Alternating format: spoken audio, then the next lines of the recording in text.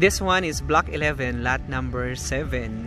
If you are new to my channel, please do subscribe and hit the bell button for the latest update. Or you can message me in my WhatsApp and Viber at 0927-472-4976. Or you can chat me in my messenger at Reynaldo Jr. Pundulan Miliada to get the latest update. Hello guys, good afternoon and welcome back to my YouTube channel. My name is Ray Miliada and presenting you today this Maxine model houses dito po sa Anyana Antel Tanza, which is ito na po, no, nakatayo na siya at may mga pinto na, no, at saka pintura. But anyway, this house is located in Block 11, lot number 7. Kanino kaya ang bahay na ito? Okay guys, kung bago ka pa lang sa aking YouTube channel, please don't forget to hit like and subscribe. Updated po tayo sa ating mga latest upload, lalo na dito sa Project Anyana Antel Tanza. Alright, so featuring you with this brand new house and lot, Maxine model, with a lot area of 80 square meters and with a floor area of 80 square meters. This is our smallest house dito sa Anyana Antel Tanza, which is, ang theme is Spanish Mediterranean, and look at this. This is very nice and very homey because of the facade and the design. And look at this, no? So every house natin dito sa Anyana Antel Tanza is ginagawa siya ng buhos type, no? Traditional way, which is may poste and then masilyado, no? Buong bahay po yan siya from the top hanggang sa loob. And this is our turnover, actual turnover na po ito na ginagawa. So once i-turnover namin yung inyong pong bahay, so ito yung car garage nyo is naka-concrete na po. So dito sa area na to, ayun yung inyong septic tank, and meron kayong 2 meters po na setback sa gilid, and then another 2 meter setback sa likod. No? Check natin. So every houses dito po sa Anyana Antel Tanza is mayroon po siyang setback. And look at this. Tulad dito, no? This is a 2 meter setback. Then dito din sa likod is another 2 meter setback. And ito yung likod ng bahay. So kanino kaya ang bahay na ito, guys? Actually po, this year po ito turnover. Block 11, lot number 7. Ay, sana hindi ako nagkamali, na? But dito po sa harapan, so medyo maingay po kasi mahangin ngayon at medyo malamig dito sa Anyana Antel Tanza. And look at the view, guys, no? Nasa top of the world tayo. Actually, nasa top po. Kumbaga, elevated talaga po itong Anyana Antel Tanza versus with the other project development dito sa paligid. And then, check natin po yung loob. So, actually po, dito sa pagpasok nyo, meron kayo dito ang tinatawag na porch area. This one. Ayan, porch area. At saka yung ating mga bintana, ganyan na malalaki na. Actually, guys, ito hindi pa to finish. Mamasilihan pa yan nila, no, para magiging malinis tingnan. And look at this. Ito na po yung actual turnover natin for the Maxine model house. Anyway, so ginagawa pa lang siya ngayon, but look at the flooring, no, 60 by 60 tiles. It's a white, and also may mga built-in, mayroon na po siyang mga linya ng dito, no, telephone. And then may mga outlet, and then may mga switches. Yung pinto natin is kulay brown. Yung hamban yan po is bakal po yan siya. Then yung ating pinto is a steel door. Yung pinagkaiba lang po dito, guys, no, yung ating kisame is hindi siya wala siyang metal paring tapos lagyan ng gypsum board, so wala. So ito is buhos din, kininis nila, pininturahan ng kulay white, pero at least makikita niyo po yung taas. So later on, pag nakalipat kayo dito po sa Maxine model house, pwede niyo siyang lagyan ng cove lightings. So this is your living area, and of course dito sa ibaba you have this common CR. Wow, the common CR is maganda po ang sukat niya, na malaki din, and maglalagay po yan sila dito. Actually hindi pa to tapos, no, kasi ginagawa pa lang siya ngayon. At maganda dito po, guys, is yung ating pong shower area. This is shower area. Ito yung pinaka flooring sa CR. Nakaangat siya. So this one is nakaangat. And meron na pala siyang outlet, no, dito. In case na maglagay kayo ng kung gusto niyo po mag-blower ng buhok, ayan, meron kayong outlet dito sa CR. Kasi yung ibang mga CR walang mga outlet, pero dito po sa Anyana na mga bahay meron siyang outlet. So ganito kalaki yung CR niya. And meron ka isang ventilation dyan po. And check natin yung inyong kitchen station. So this is your kitchen area, which is dito sa area na to, pwede mo lagyan ng fridge or yung inyo pong gas range. And this is your fridge area. So ang inyo pong main switch is ito.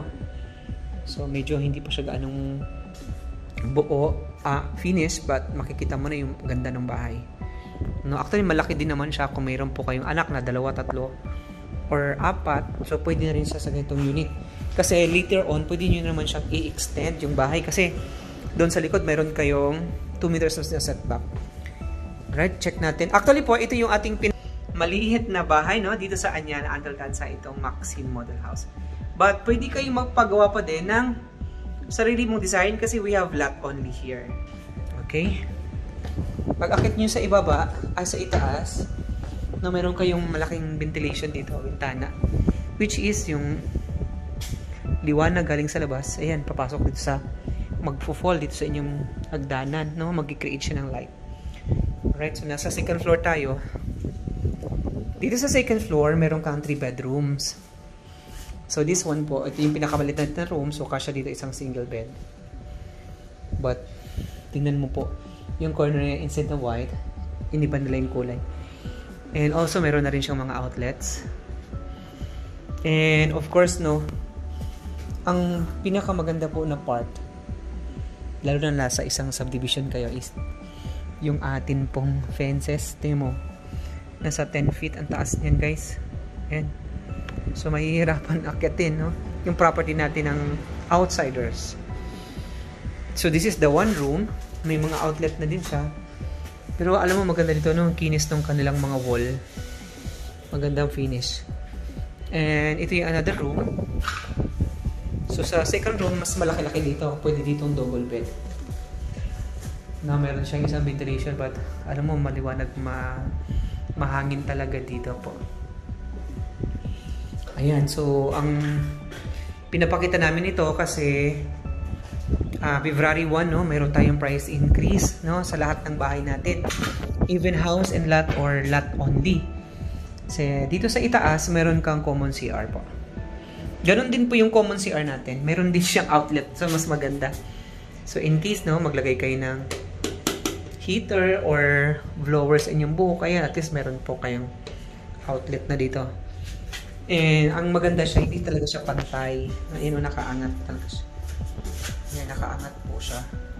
Para pag this is your shower area, then ito, lagyan nyo po dito ng tempered glass. At least, no, hindi po mababasa yung flooring ninyo dito sa pinaka CR. At least yung showers area lang po yung mababasa. So, yan yung purpose niya, guys. Right? Check natin po yung master's bed. The master's bed, actually po, kaya po dito ng king size. Pag king size po ang inilagay nyo, medyo masigip na siya ng konti. Pero kasya siya dito sa loob. Ang problem natin, pag king size ilalagay nyo dito is kung kaya nyo ba siyang i-install or buo nyo ba siyang may papasok dito. Yung mas maganda dito mga queen size lang na bed. Or yung assemble bed. Pwede kayo maglagay dito ng assemble na dito niya siya i-assemble para yung inyong pong wall, no, sa baba hindi siya magagasgas, lalo na pag natama yung paa ng mga higaan nyo, yan, magagasgas yan. So mas maganda dito nyo sa loob i-install. And also yung ating mga pinto is mga steel door. Alam nyo ba dito sa itaas, ayan guys, last time dito sa area na to wala pa siyang tiles, but now makita mo maganda na siya, di ba? So may tiles na siya. And also gusto ko yung kulay na yellow talaga. Look at this one. Ayan, so napaka ganda ng kulay niya kasi this one is Spanish Mediterranean, no? Yung theme, kaya medyo detalyado yung bahay natin. At siya medyo colorful. Ayan siya. Alright, so yung ginagawa to, itong Maxine model, ginagawa po ito ng 270 working days. So, kasya po ito sa 100 square meters. Kung may lote na kayo dito, no, sa Anyana Antel Tanza, So pwede na kayong mag-upgrade ng bahay. Kung may 100 square meter kayo, pwede kayong mag-upgrade na, let's say, Maxine or Nathalia or Tokyo model. Kung may lote naman kayo 125 square meters, ang kasya doon Tokyo, Maxine, Nathalia, Francesca, New York, and sariling design. Kung 150 pataas, mayroon na tayong Paris model houses. Anyway, so ito yung paligid natin pag hapon dito po sa Anyana Antel Tanza. Ito yung mai-experience nyo talaga, guys, na very peaceful, may harmony. The place is very serene. Actually, the place is virgin, no? Virgin means wala pang nakatira at saka newly developed at napakatahimik. So the area is pre-selling. And of course, guys, ito yung ating mga best-selling houses tulad this one. This is the Paris, the New York, and then the Tokyo. Pero alam mo ba, ang maganda po dyan sa houses na yan is very modern, tago ang mga bubong at saka streamline. So yung ganyang klaseng bahay po is safe siya sa malalakas na hangin. No, yung mga ganyang bahay, in case pag lumakas ang hangin, yung bahay mo ay hindi matatangay. Actually, napakalakas ang hangin talaga ngayon. Alright, so bababa tayo, guys. I hope na mag-enjoy kayo. At saka, sino kaya ang may-ari ng bahay na itong ginagawa ngayon? Ha? So, 5 po ito na may kulay na. So, this one. Check natin yung iba. This one is located in block 11. Ito, number 7. Kanino kaya yan? Ayan, no? So, mayroon po. This one, another. And this one po, mayroon na siyang bintana. Ayan. Ito pong Maxine model po, may bintana na to. Ito, nagsasabay na. Kaya makikita nyo, di ba, ang ganda. So, pasensya na kayo, medyo ulit. Kasi, ayan. So, that one is Maxine model, pero may bintana na siya. So, magkulang na lang kung guys, pintura no, ng pinto.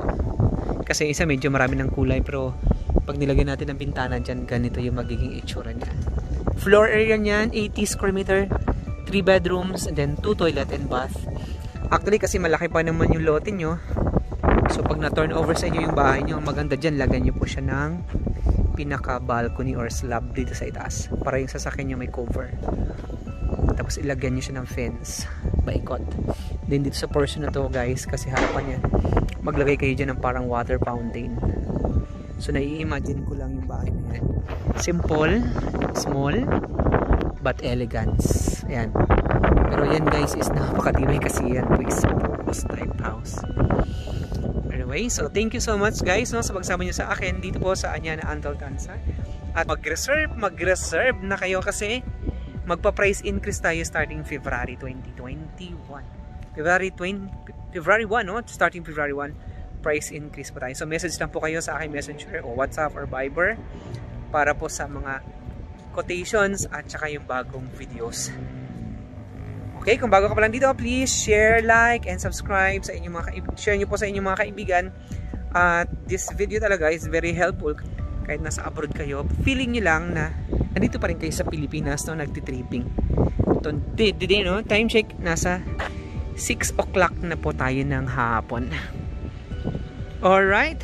Okay, kung meron kayong gustong i-request na bagong video, guys, message lang kayo if i-feature natin.